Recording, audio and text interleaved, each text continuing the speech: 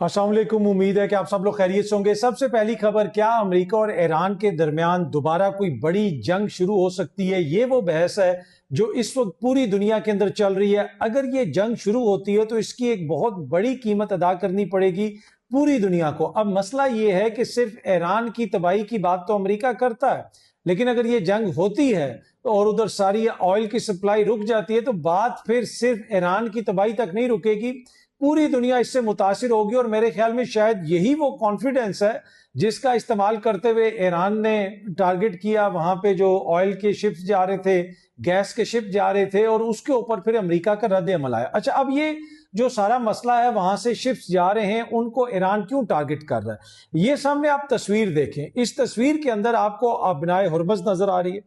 अब जो red area है ये वो एरिया है जो ईरान की, एक तरह से आप कह सकते हैं कि ईरान का पानी है या उसकी समुद्री हदूद में आता है। बीच में एक ब्लैक एरिया है, जो ब्लैक एरिया है ये इंटरनेशनल वाटर्स आप कह सकते हैं, और आगे जो ब्लू एरिया है ये आप कह सकते हैं कि ओमान की समुद्री हदूद में आता है। अब ये जो बीच में ब्लैक एरिया है, यहाँ पे ईरान ने माइंस लगा दी हैं, और माइंस को अभी तक उन्होंने क्लियर नहीं किया, और वो ये कह रहे हैं कि जी अभी हमने इसको क्लियर करना है। अब उन्होंने कितनी लगाई हैं कितनी नहीं लगाई, या वो सिर्फ डराने के लिए कर रहे हैं, लेकिन वो ये कह रहे हैं कि जी हमने यहाँ पे माइंस लगा दी हैं, जो भी शिप गुजरेगी वो जो रेड एरिया है वहां से वो गुजरे,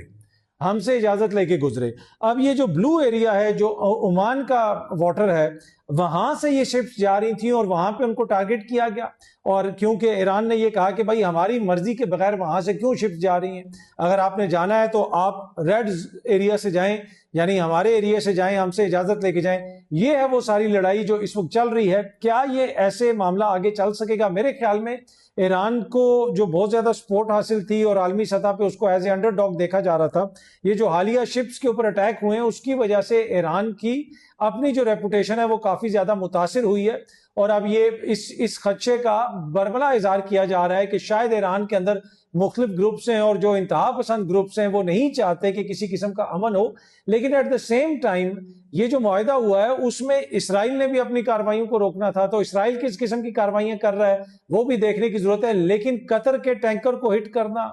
दीगर मशरक़ वुस्ता के ममालिक के जो टैंकर हैं उनको हिट करना, मुझे ये लगता है कि ईरान ओवर प्ले कर रहा है अपनी स्ट्रेंथ को और वो चीज़ों को अंडर एस्टिमेट कर रहा है। अगर वो इसी तरह मामलात को चलाता रहा तो ईरान को यहाँ पे बड़ा नुकसान होगा। लेकिन क्या ईरान को मुकम्मल तौर पे तबाह कर दिया जाएगा और ईरान का जो तमाम इंफ्रास्ट्रक्चर है वो ख़त्म कर दिया जाएगा जिस तरह की अमेरिका बात करता है? ऐसा हो नहीं सकता, इसलिए कि वहां पे कोई ऐसा वाइबल ऑप्शन नहीं है अमेरिका के पास कि वो अपनी जमीनी फौज वहां पे भेजे। ये सारे ऑप्शंस एग्जॉस्ट करके अमेरिका यहां तक पहुंचा है। इन्होंने वहां पे रजीम चेंज की कोशिश भी कर ली, एक इंसर्जेंसी शुरू करने की कोशिश भी कर ली, सब कुछ करके देख लिया, लेकिन वैसा नहीं हो सका। लेकिन मुझे ये लगता है कि अगर ये एक मुआहदा हो रहा है उसमें ईरान को एडवांटेज लेना चाहिए, ईरान को इस चीज से फायदा उठाना चाहिए, ना कि वो इस तरह की हरकतें करके अपने लिए चीजों को मजीद मुश्किल बनाए। तो अगले चंद दिन बड़े इंपॉर्टेंट हैं, अब देखते हैं कि ये मामला आगे किस तरफ जाता है।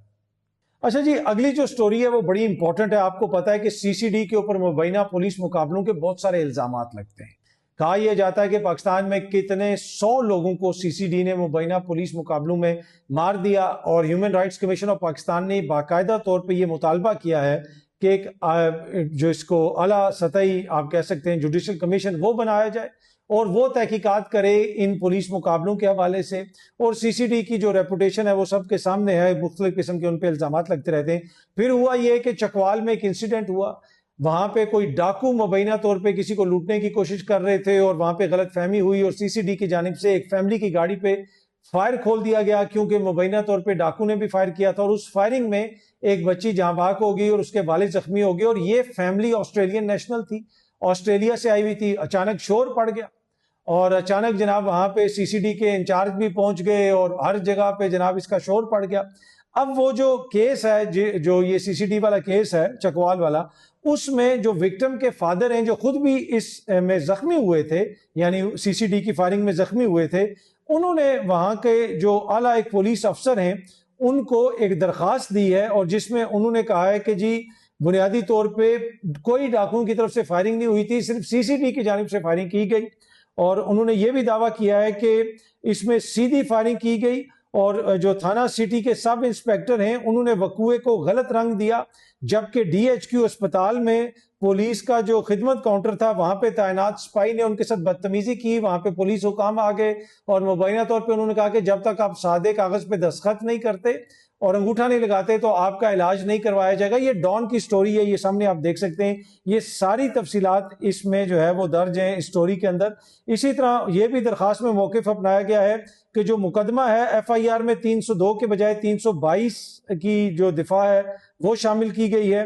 اور اسی طرح انہوں نے اور بھی الزامات وغیرہ لگائے ہیں، اور وہاں کے جو اعلیٰ پولیس افسر ہیں ان کو یہ درخواست دی گئی ہے، اور انہوں نے غالباً آگے جو ڈان نیوز کی رپورٹ ہے ایک ڈی ایس پی کو تعینات کر دیا، یعنی اس کو ایک ڈیٹیل کر دیا کہ آپ اس کی انکوائری کریں، اور اگر فیملی آسٹریلیا بھی چلی جاتی ہے تو ٹیلی فون پہ آپ ان سے بات کر سکتے ہیں۔ تو یہ جناب وہ جو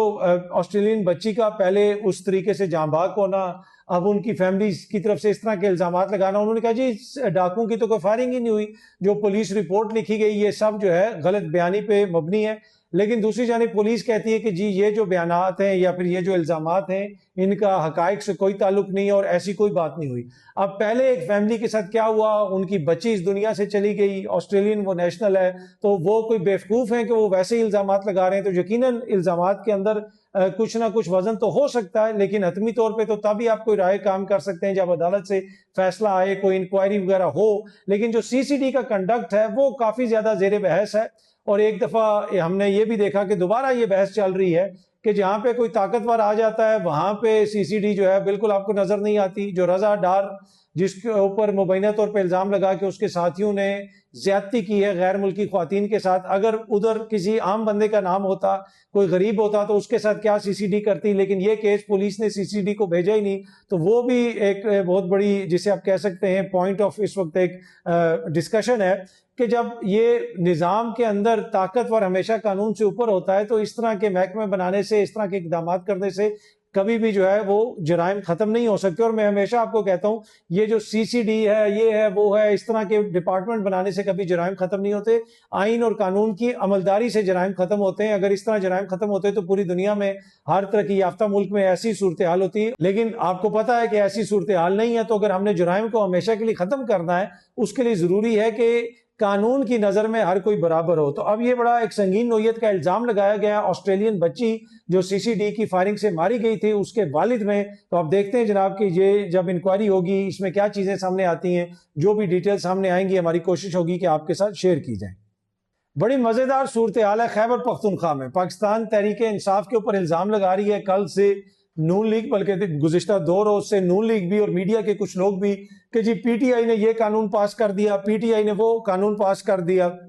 اور نون لیگ کی جو سینٹر میں وفاق میں قیادت ہے وہ اس کے خلاف پریس کانفرنسز بھی کر رہی ہے، بیانات بھی جاری کر رہی ہے، لیکن نون لیگ کے جو اپنے ایم پی ہیں انہوں نے ان قوانین کی حمایت کر دی۔ گزشتہ روز بھی جو نون لیگ کی ایم پی ہیں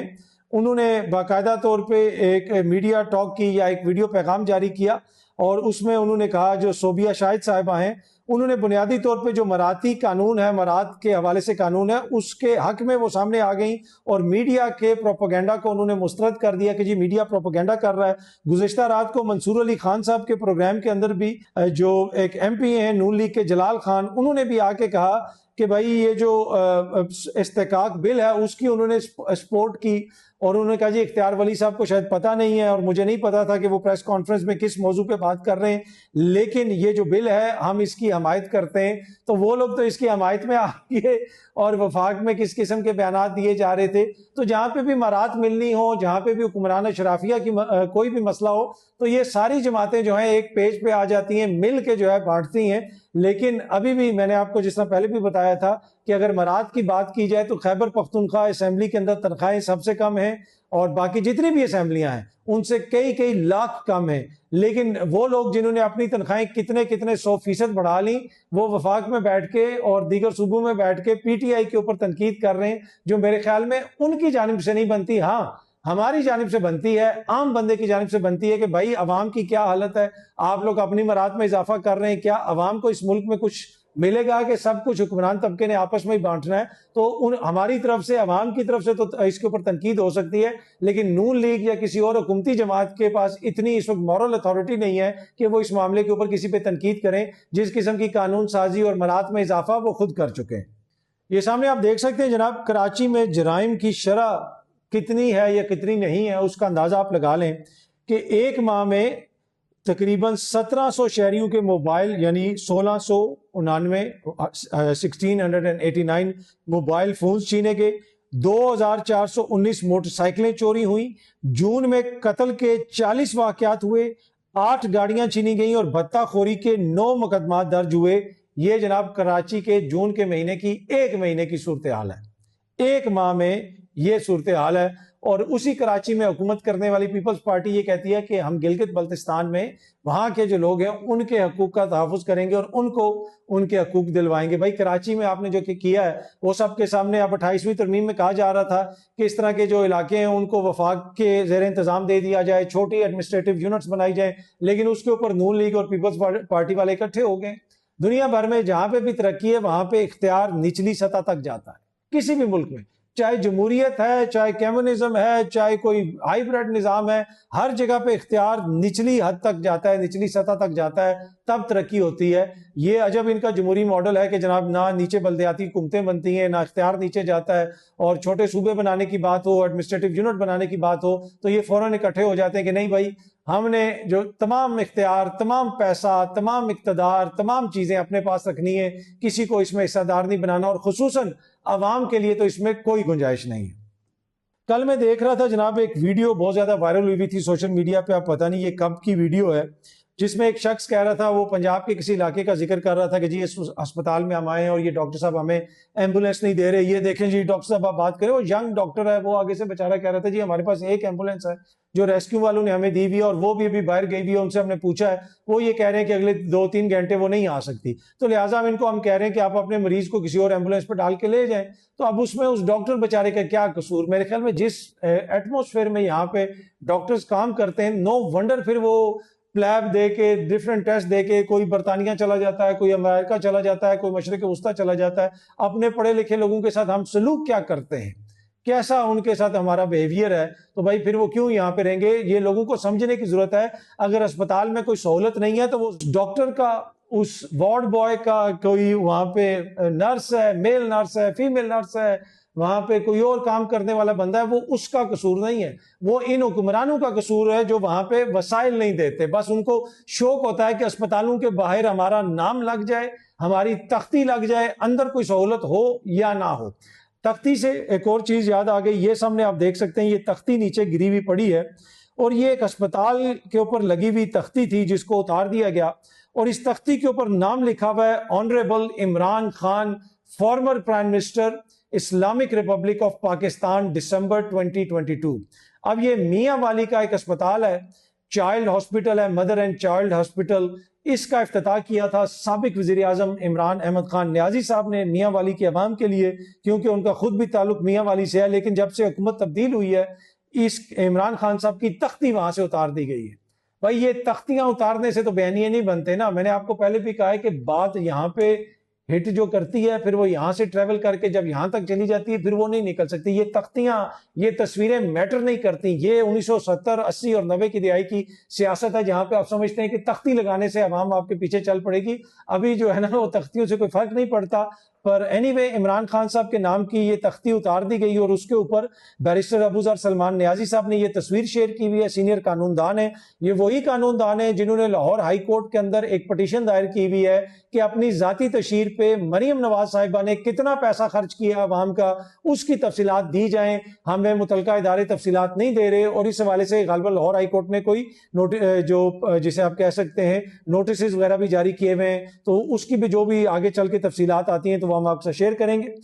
پر اینی وے ابوذر نیازی صاحب نے لکھا ہوا ہے کہ انتہائی شرم کا مقام ہے کہ یہ جو پلیک ہے جس میں عمران خان صاحب کا نام لکھا ہوا تھا، یہ 200 بیڈ کا اسپتال تھا، مدر اینڈ چائلڈ، اور ایک نرسنگ کالج تھا میاں والی میں، اس کو وہاں سے ان کی پلیٹ جو ان کی تختی ہے اس کو اتار دیا گیا۔ ہاسپٹل نے 3 ارب روپے کی قیمت میں مکمل ہونا تھا، اور یہ عمران خان صاحب کی طرف سے میاں والی کے لیے ایک پروجیکٹ تھا، میجر ہیلتھ کیئر فیسلٹی تھی، اور not only for the district but for the entire جو پورا سرگودا ڈویژن ہے اس کے لیے. لیکن اب ہوا یہ ہے کہ جو موجودہ حکومت ہے انہوں نے اسپتال کا جو انڈیپینڈنٹ سٹیٹس ہے اس کو بھی ختم کر دیا ہے, اس کو ڈسٹرکٹ ہیڈ کوارٹر اسپتال میں مرج کر دیا ہے, اور ان کے نام کی جو تختی ہے اس کو بھی اتار دیا ہے. اور آگے انہوں نے یہ بھی لکھا کہ this reflects an attempt to erase the identity and historical record of public projects initiated under his government. یعنی یہ کوشش ہے کہ عمران خان کے دور میں جو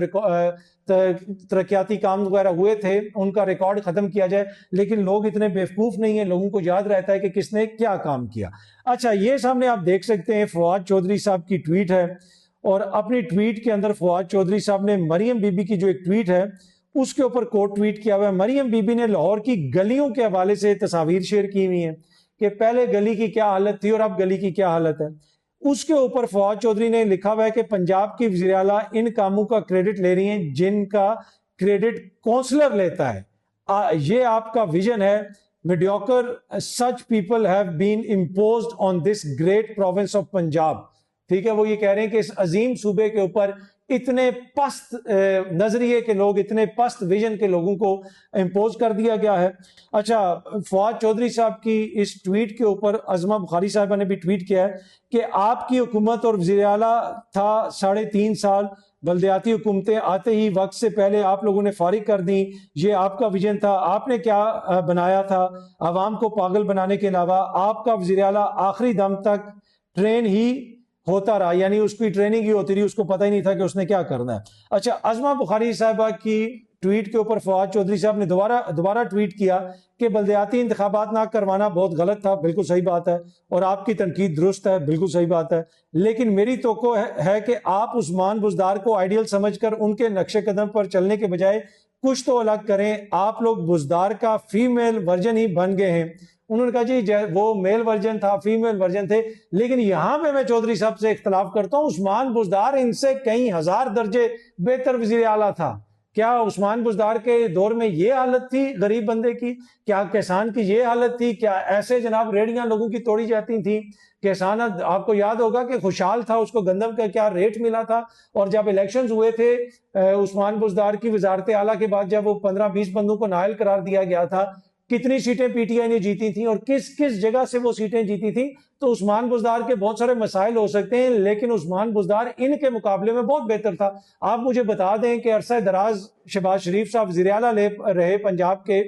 تو کون سا ایک ایسا محکمہ تھا جو انہوں نے آئیڈیل بنا دیا لیکن عثمان بزدار نے آ کے خراب کر دیا؟ ایک محکمے کا نام لے لیں. آج ادھر پولیس کا محکمہ دیکھ لیں, ایجوکیشن کا محکمہ دیکھ لیں, محکمہ مال دیکھ لیں, بتا دینا کہ کون سا ایسا وہاں پہ انقلاب برپا کر دیا تھا نون لیگ کی حکومت نے جس کو آ کے بزدار نے خراب کر دیا تھا. تو یہ ایک بیانیہ بنانے کی کوشش ہے. بزدار کی حکومت بھی کوئی آئیڈیل حکومت نہیں تھی, کچھ بھی ٹھیک نہیں ہوا, لیکن یہ تو اس سے بھی گئے گزرے ہیں. ان کو یہ رائٹ نہیں بنتا کہ یہ بزدار کے اوپر تنقید کریں. ہاں, ہمارا رائٹ بنتا ہے کہ ہم بزدار پہ تنقید کریں, ان پہ بھی کریں اور دیگر حکمرانوں پہ بھی کریں. تو یہ آپس میں ایک دوسرے کے اوپر تنقید کرنے کے میرا نہیں خیال کہ اہل ہیں کہ ایک دوسرے پہ تنقید کریں. باقی یہ جو اس لیول کی گلیاں, یہ کام, یہ کوئی وزیر اعلیٰ کا کام تھوڑا ہوتا ہے. دنیا بھر میں آپ جائیں, یہ کونسلر لیول کے لوگ کام کرتے ہیں. لیکن ہماری بدقسمتی یہ ہے کہ ایک گلی میں 4 اینٹیں لگوا کے بھی وہ صوبہ جس میں 9-10 کروڑ سے زیادہ آبادی ہے, وہاں کا وزیر اعلیٰ جو ہے وہ گلی بنانے کا کریڈٹ بھی خود لینا چاہتا ہے. بہت جلد آپ سب دوستوں سے دوبارہ ملاقات ہوگی. Thank you very much.